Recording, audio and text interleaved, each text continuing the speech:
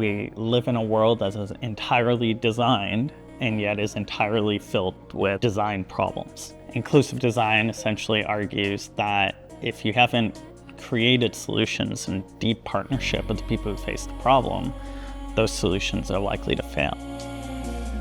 Designs that work are ones that adapt to changing user needs. My needs now is going to be different from my needs 15 years from now. My vision might reduce, my hands might start to tremble.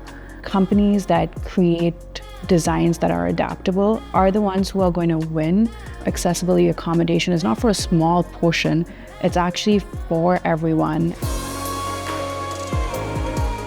Hi, my name's Alwar. I'm the co-founder and CEO of Fable. And my name is Abid. I'm the co-founder and COO. And we both graduated from the Masters of Inclusive Design program at OCAD in 2017. Fable is a Toronto-based startup. What we do is make it possible for companies to practice what we call inclusive product development. Many companies are mandated and motivated to make their products as usable as possible for everyone, and that includes people with disabilities, but that was hard to achieve. The way companies were approaching accessibility was very much like, let's check the box, let's meet the government regulations. But at the end of the day, that was not really making the products usable for people with disabilities.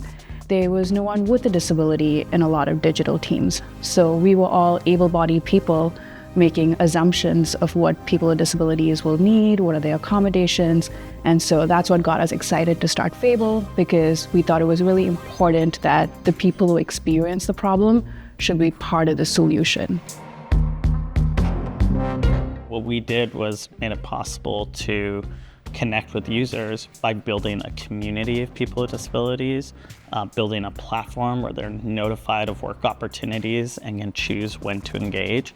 That's really what the magic behind Fable is. It's tapping into a community in a way that meets them where they're at and brings in the skills and the unique qualifications that digital teams don't have represented. This is a huge opportunity that we're after. And instead of thinking about it as an agency and bootstrap business, from the get-go, try to solve this problem at scale instead of trying to solve it just for one company to the next company. So we graduated in 2017. We're now in 2025. We've raised over $50 million. We have a team of over 75 people full-time. And a vast community of people with disabilities across Canada and the US and expanding into Europe. It's been quite a journey of building, and it really does feel like it's the beginning. I'd looked at a lot of master's programs, and the inclusive design one just stood out to me because it was a completely different take on how we approach design, like the philosophy of design. The principles that we learn in inclusive design, they really spread beyond a very specific point of work. It's a framework and a philosophy that has the opportunity to create broader societal impact. The program itself was practicing what it was preaching. You had so many people having very different experiences in their undergrad and past experiences coming to this program as a way of thinking that they can apply to any field. You can be a designer and take that path. You can be someone who is in management and take this as well.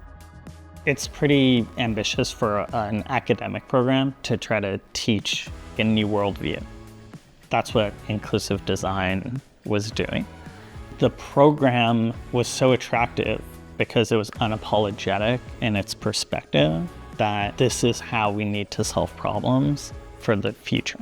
The spirit of inclusive design was definitely shared and took hold of me during the program. So I think that's what made it attractive and ultimately made it a successful experience for me.